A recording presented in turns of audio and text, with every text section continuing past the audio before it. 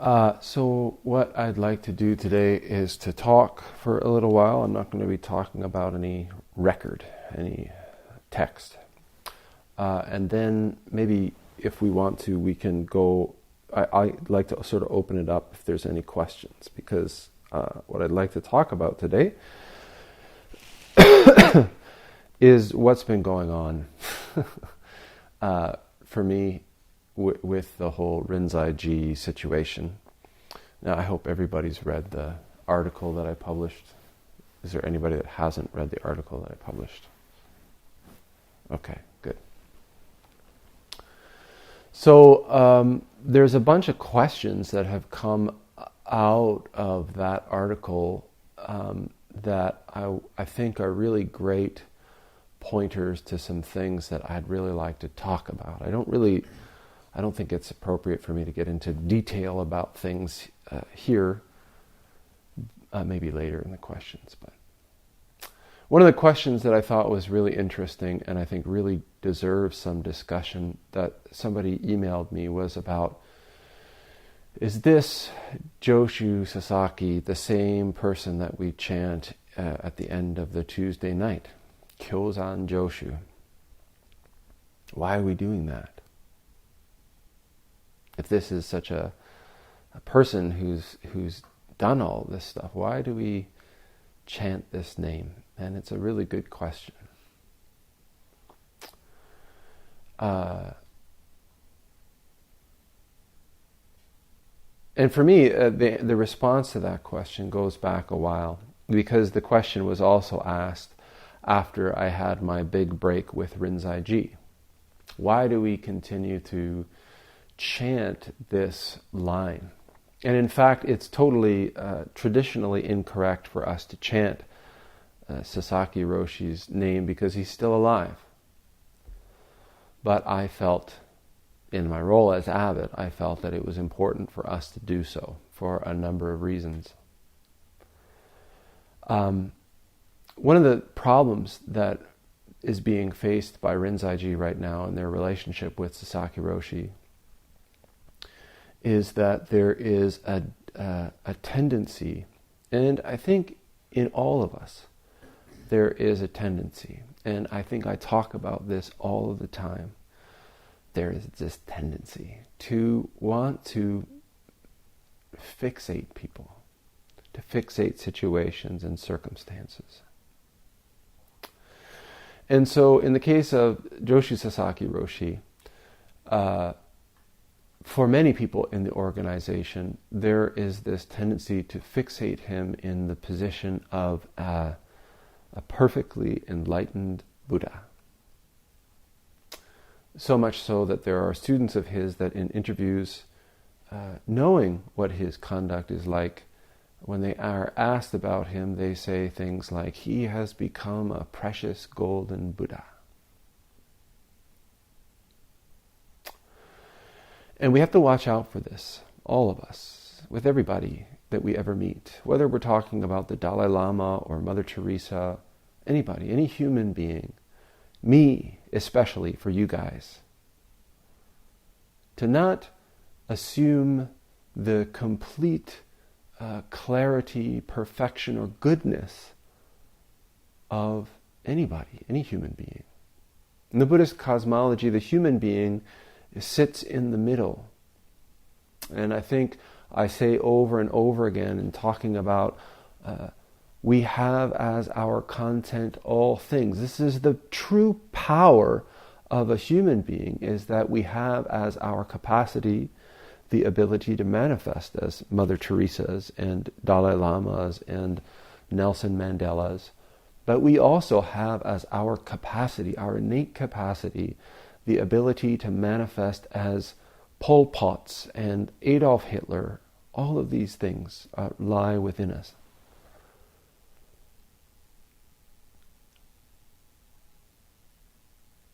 When we look at the situation with Joshu Sasaki, when I look at it,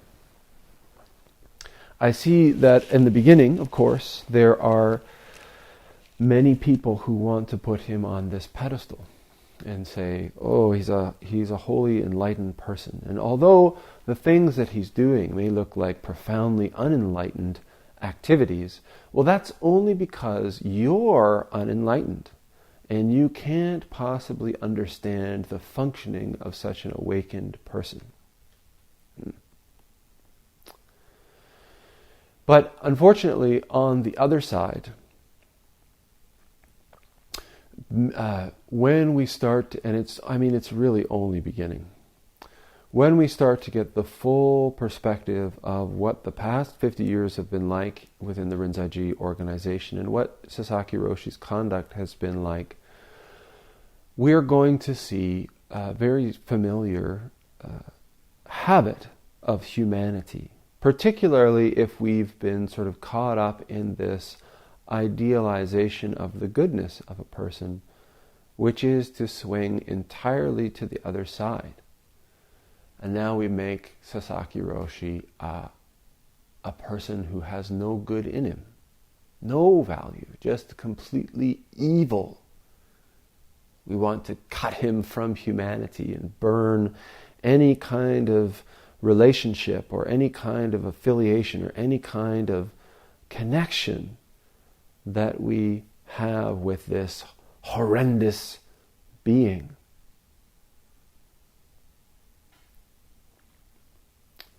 And unfortunately, for all of that, regardless of how much we love a person and regardless of how much we hate a person or deplore the things that they've done,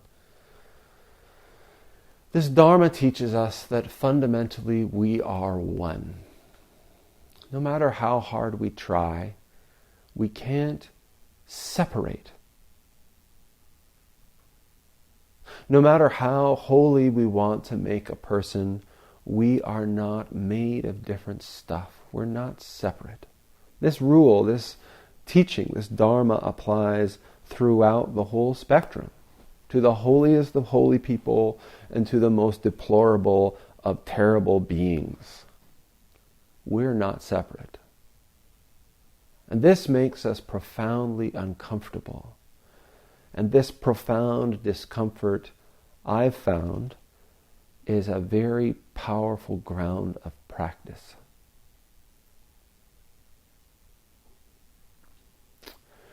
So, in the beginning, when I first had my breakup with Rinzai, we continued to chant this lineage.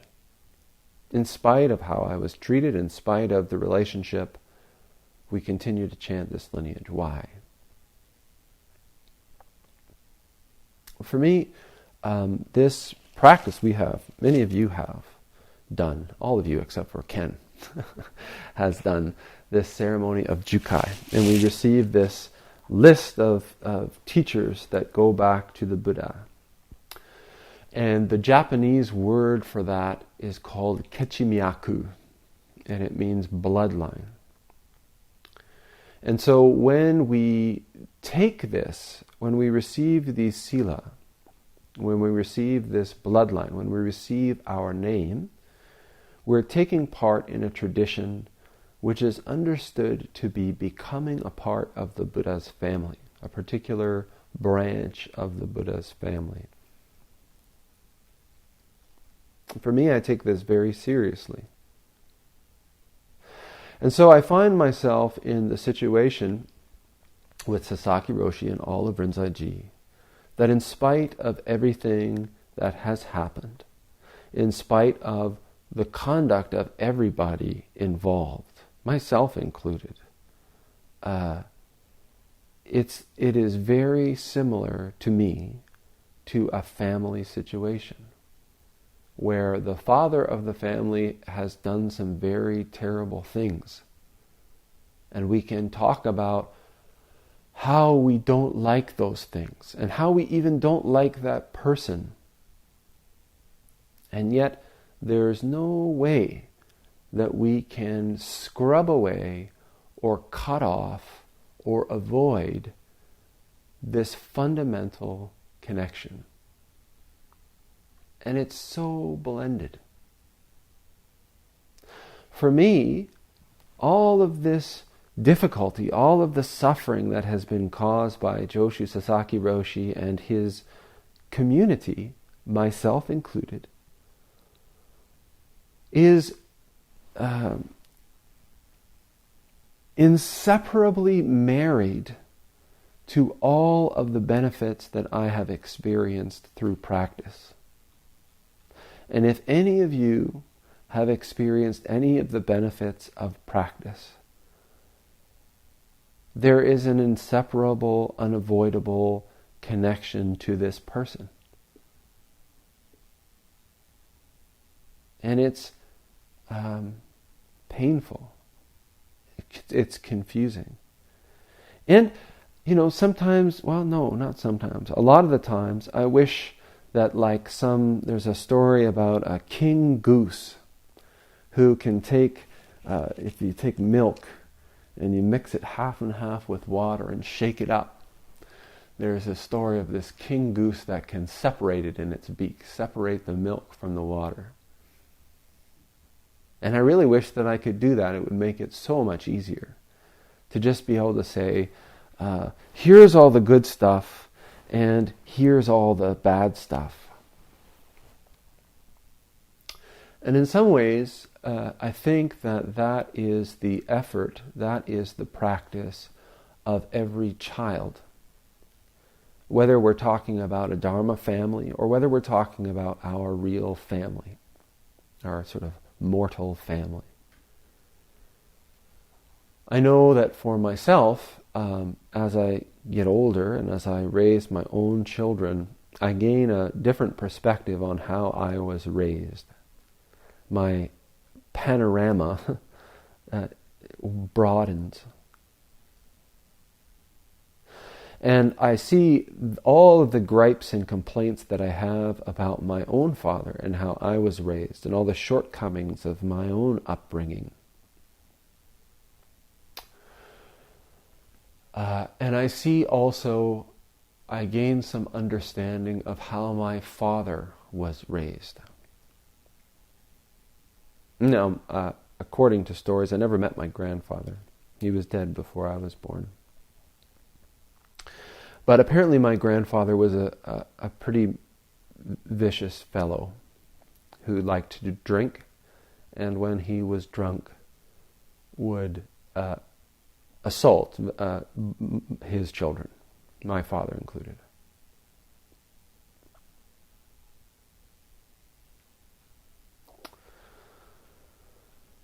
So for all of that, I can say all of the complaints that I have about my father raising me, my father never raised a hand to me.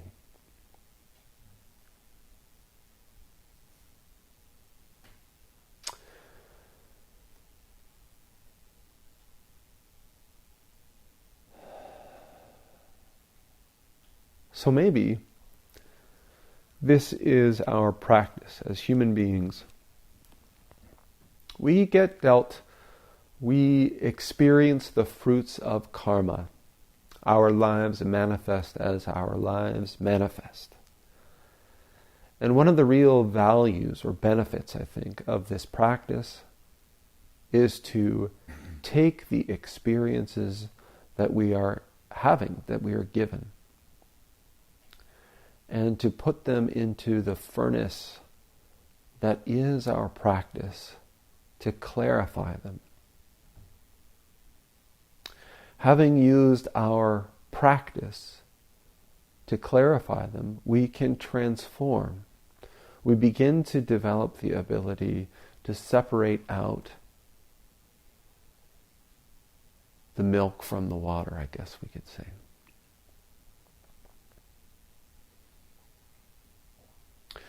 One of the things that I think is most important in this is to really come back to the fundamental teachings,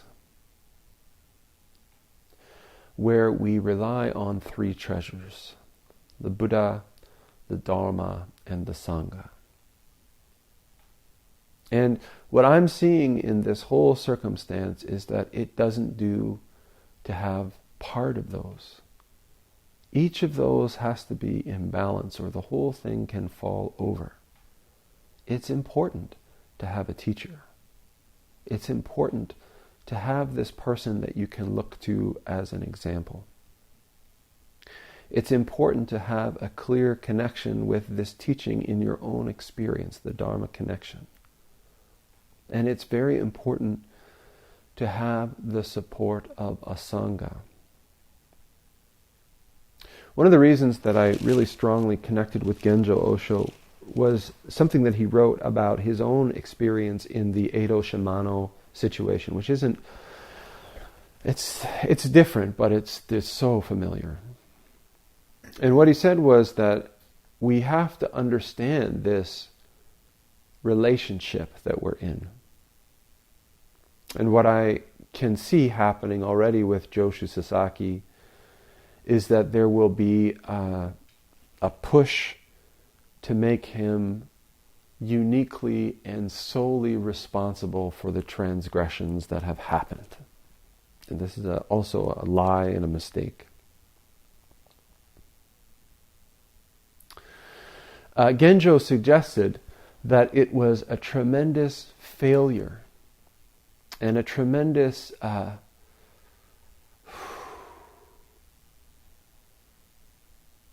as students, we deprive our teachers of the opportunity to continue their practice when we don't hold them accountable.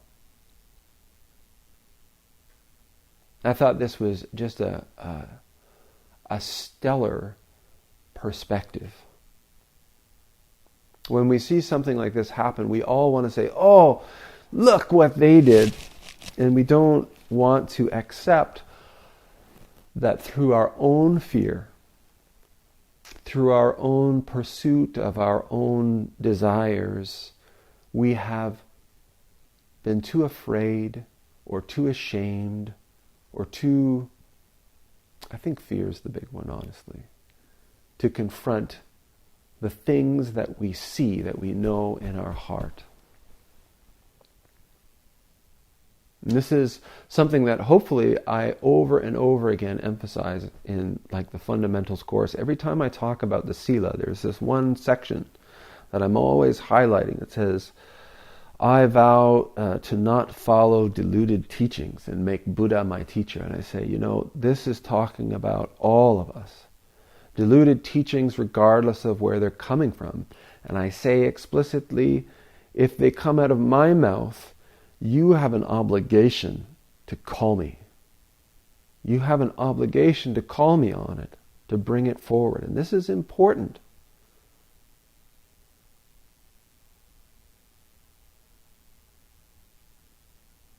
And this isn't just some radical thing that Eshu is coming up with.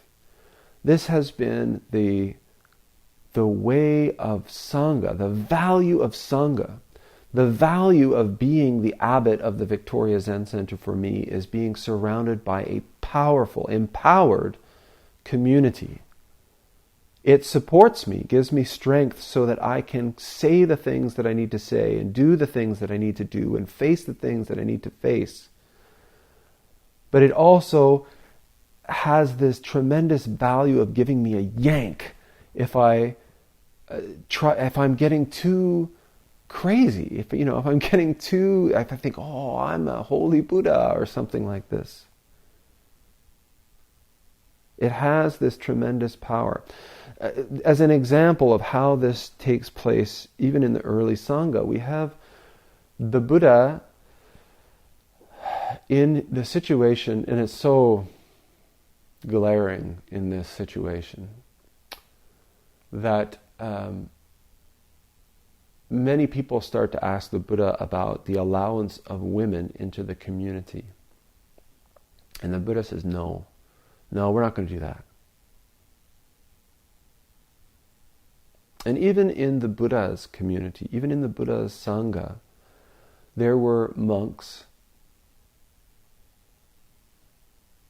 who felt it strongly enough, felt that the Buddha was off enough, that they kept at him.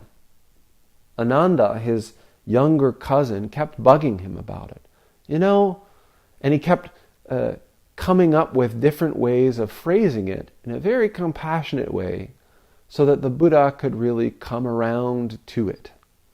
Now, if we look at this in the context of the Buddha's teaching, Ananda apparently didn't fully awaken until after the Buddha's death. And so here we have an unenlightened monk, his attendant, poking at him repeatedly about this issue. And eventually, the monk cornered the Buddha on the issue. On this same issue, we have women, unordained women, pushing the Buddha. Now, I have to say that it was primarily his wife and his stepmother who raised him, who were the unordained women that were giving him the most pressure to ordain women. But nonetheless, these were people who had no power in the community. But they were speaking the truth. The final question that Ananda asked the Buddha was, do women not have the same capacity for awakening as men? And the Buddha said, no, of course they do. And then Ananda said, well then, why does it make sense that we're not ordaining them? And the Buddha said, oh, fair point. This is the role of good Sangha. We are practicing together. We're awakening together. And this awakening has no bottom. There's no end to it. And at no point will I or any of us reach this point where we don't need to do it anymore, where we're just sort of done. We can just move on.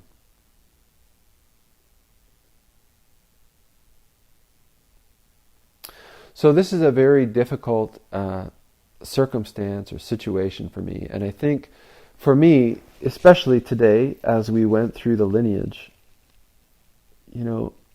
when you study this stuff, as I have, you start to realize that Joshu Sasaki Roshi is not the only person who has these kind of difficult stories, difficult manifestations around them. When you study these stories of these characters enough, you realize that some of these people were really wacky characters. I mean, we can get romantic about it, but Bodhidharma, really kind of a wacky character. His own disciple, if we're to believe the stories, lopped off his own hand to demonstrate his commitment to practice. And we can aspire to that, or we can say, oh, that's a wonderful, but there's another side that says, wow, that's a wacky person that does that. And within ourselves, I think that we want to fixate ourselves as being one side or the other. We like to think of ourselves as being just all good. Or there are some of us who just really like to think of ourselves as really just all no good. Something, a weakness, a negative opportunity comes up and we do it, and we just say, oh, well, that makes sense because I'm no good to begin with. And when we do this, we make a tremendous mistake. And this is what this practice is all about.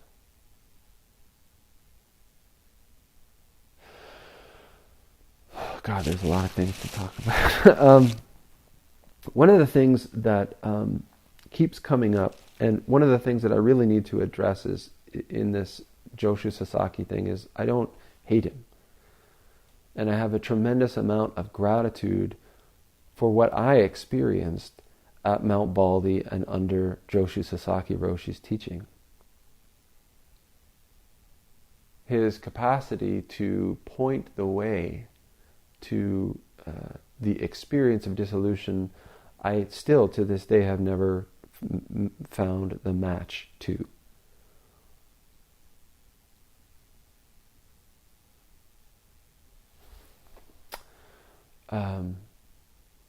But I'm a man. I'm a 6'4", big, strong, and at the time a very young man. And that situation, while it made my practice side stuff very pleasant, also made me tremendously blind. And this is something that my Sangha, particularly I think Soshin and Seishin, have been I'm very grateful for having this pointed out to me.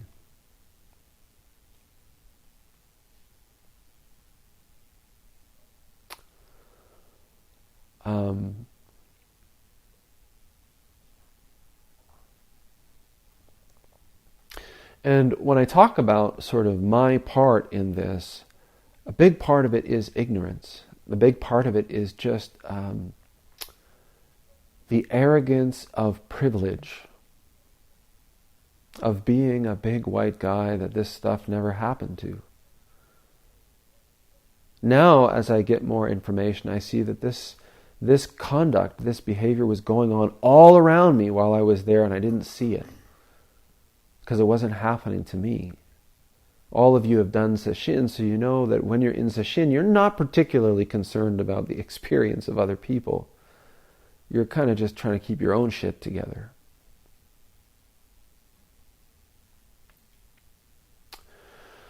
But I'm definitely a part of it. One of the most difficult components of this for me is to, looking back, I really started to really know that this was going on when I split with Rinzai-ji and started to get to know Gente. And Gente split with Rinzai-ji at the same time as I did, but it was over this issue of sexual misconduct. He had brought the issue forward to the board and Osho's and was attacked for it. He resigned as a result, and that's when I started training with him. But when I was training with him is when I really started to hear the details of this, that this had been a habitual, ongoing, persistent behavior. And from that point, something for me started to gnaw away. And it really sort of came to a head with all of this stuff. And here's what it is. I didn't know really that this stuff was going on. I was ignorant and naive. And in the early 2000s, running a Zen center, there was a female student who came to the Victoria Zen Center, and she was very enthusiastic. And she did everything that we did, all the practice opportunities that we had. She wanted to do more. So I recommended, I said, well, the best place that I've ever been to do Zen practice is Mount Baldy. So she went. And she stayed there for 3 years. And she served as the Roshi's Inji, his personal attendant, for more than a year. And then pretty abruptly she left Mount Baldy and returned. I think her father was ill or something, and then she returned to the mainland, to her parents' house. And about 6 months later, she emailed the Zen Center and said, I really don't want to continue to receive mail from the Zen Center. And I thought it was strange at the time, but not totally out of character. It happens a lot, actually, particularly with women. And the story was they just weren't strong enough, or they weren't cut out for Zen. There's a lot of great stories that we can tell ourselves. So for a long time I sat there going, maybe there's something bad happened there. But probably not. Probably it's just, So as I continued with this sort of personal reflection, I published this article. And when I published it, I got some responses back from some old friends of mine, monks, Oshos in Rinzai back, that very much confirmed everything that I was saying. And I couldn't really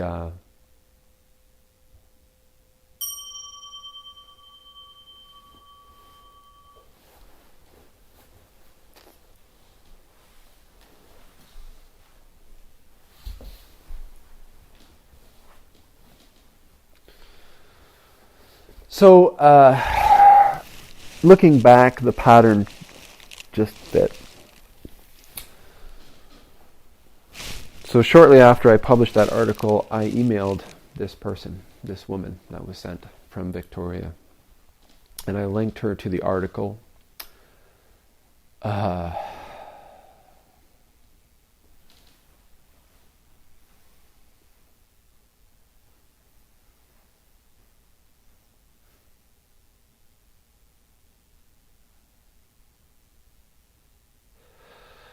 And I just apologized.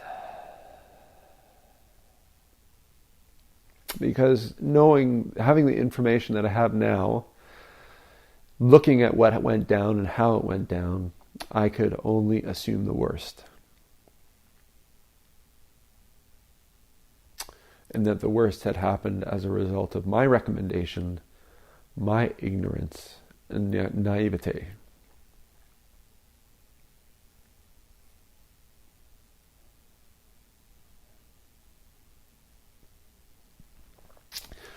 So very shortly after that, she responded.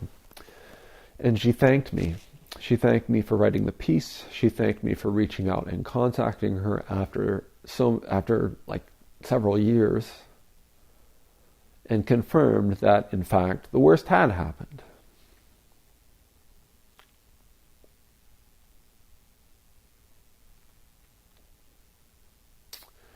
So, when we chant, when we engage in this practice, everything about the form, all of the sutras that we chant, all of the teachings that I give, all of the talks that I give, the style, the language, the words, all of it for me goes back to this line that I was raised in. It's the family. It's the family. It's my family. And unfortunately, maybe, I don't know, for good or bad, it's also your family. And our practice is not to forget that, or to avoid that, or to patch it up or hide it. That's what causes all these problems. Our practice is to confront it, to face it in all of its unpleasantness, with courage and with support and with wisdom.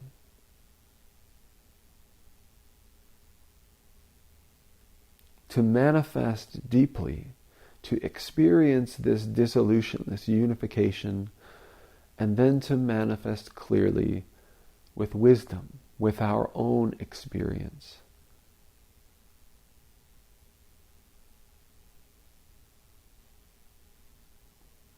I can't take away the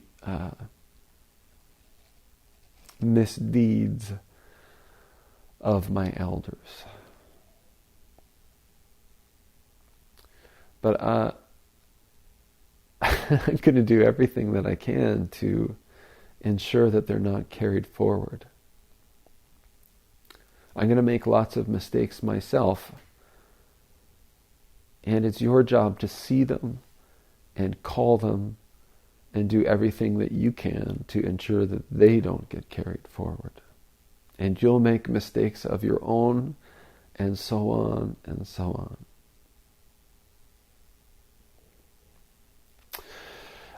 I'm very sorry to sort of spend so much time just kind of like barfing up all of this stuff in the Zendo, but I really want people to understand what's going on.